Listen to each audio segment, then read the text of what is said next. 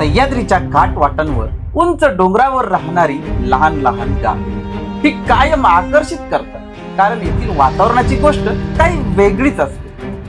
पाहिल तिकडे उंचच उंच डोंगरांचे सुळके, पावसाळ्यात भरमसाठ पडणारा पाऊस आणि दुखे जर बोललात तर 3 ते 4 महिने सूर्यदेवाचे दर्शन घ्यायचे आणि त्यातभर येथील जंगली प्राण्यांची भीती। अशा वातावरणातही ही कुटुंबे आज वास्तव्यास आहे। पाऊस इथे 7 तारखेपासून चालू होतो। 7 जूनला पाऊस आमच्याकडे येणारच।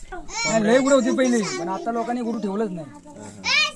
जंगल भरपूर झालं ना, त्याच्यामुळे वाघ बिगले तरस करायला लागले, त्यामुळे मग नाही लोकांनी गुरु ठेवलं। आमचं नाव तायबाई।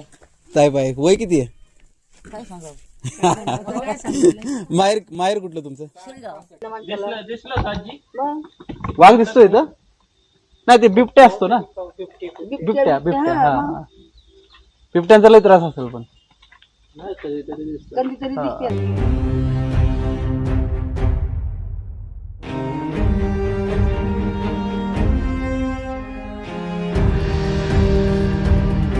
परंद घाट हा पुणे जिल्ह्यातील एक निसर्गरम्य डोंगराळ घाट आहे। या घाटात आणि त्याच्या आसपास काही उंच डोंगरावर राहणारी कुटुंबे आपल्याला आढळतात। या भागात साधारण 10 ते 15 घरांची संख्या असलेली बरीच लहान गावे आहेत। आज आपण असेच उंबर्डेवाडी या उंच डोंगरावर वसलेल्या दुर्गम गावाबद्दल माहिती घेणार आहोत। म्हणूनच मी आणि माझे सहकारी मिळून या उंच डोंगरावर मुक्काम करायचे ठरवले आणि या गावातील माहिती जाणून घ्यायची ठरवले।